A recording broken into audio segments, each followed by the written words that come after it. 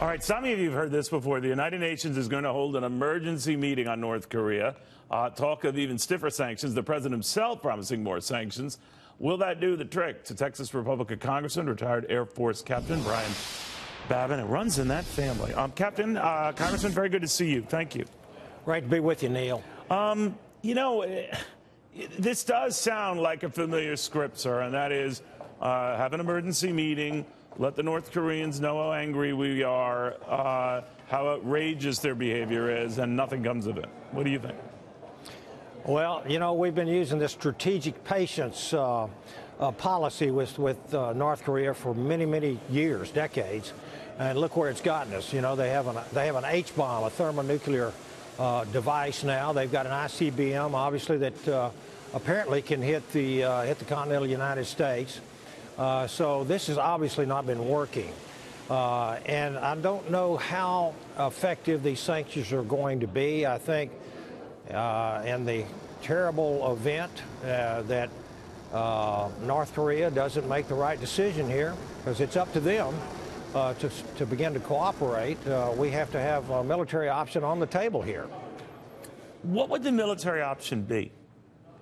Well, I think stating that specifically would not be a wise thing, but I can tell you that in classified briefings, I think that Secretary Mattis, the President, Department of Defense is doing all they can, and this new policy, I think, is what it's going to take. You know, and the other side of the aisle seems to think that this crisis that we're in with North Korea is all Trump's doings, and I don't think anything could be further from the truth, because Trump has not created, the president has not created this situation.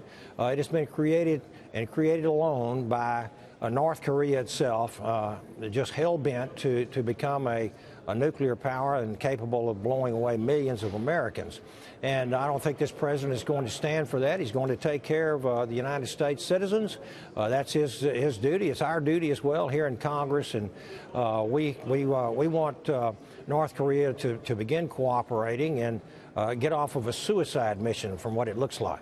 You know, I always wonder, though, Congress, you think about it, whether the Chinese could control this any better. I'm sure, and I've raised this with other guests, the North Koreans gave the Chinese a heads up about this missile test.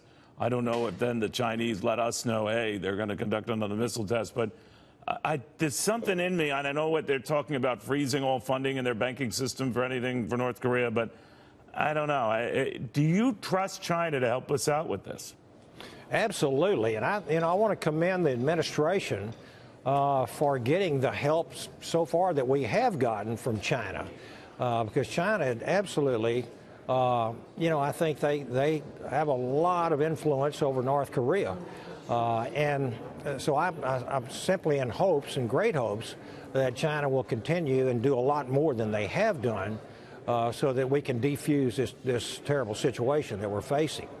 Do you think right now Russia, and they've had some very choice remarks over the last week, Congressman, I think their finance and foreign ministers talking about apocalyptic events. It's getting to that point now in North Korea. What did you make of that?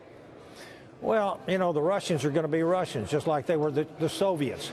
They're going to try to give out misinformation. They want to stir up confusion and problems. They are an adversary. There's no question about that. But I can tell you that China, the last thing they want is a nuclear war or even a conventional war on the Korean Peninsula. And so, you know, I think we need to just keep a weather eye open on Mr. Putin and the Russians, and continue to try to work with China. And let's see how these new sanctions are going to work. I don't have a whole lot of faith in them, but like I said at the beginning of this conversation, we certainly need to have a military option as well.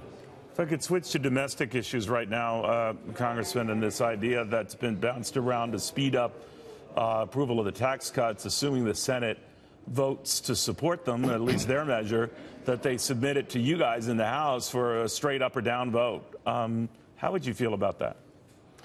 Well, We had our conference meeting today. We certainly want to go to conference, and a straight up or down vote kind of just depends on exactly what they pass. And there's still a lot of conversations going on. I am absolutely in favor of giving America the badly needed tax break and tax reform package that they so desperately deserve after having waited since 1986. That was the last time we did it.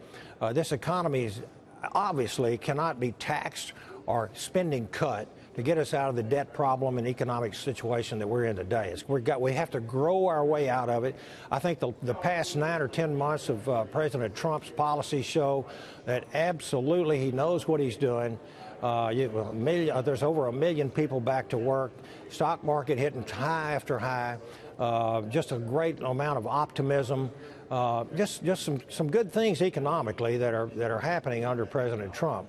So we have to get something to the American people. We have to get something over on the president's desk that he can sign.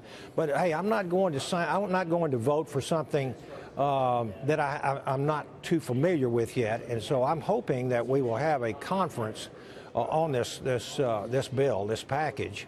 But we'll see. Well, let's see what's in it. We'll see what they do the rest of this week. All right.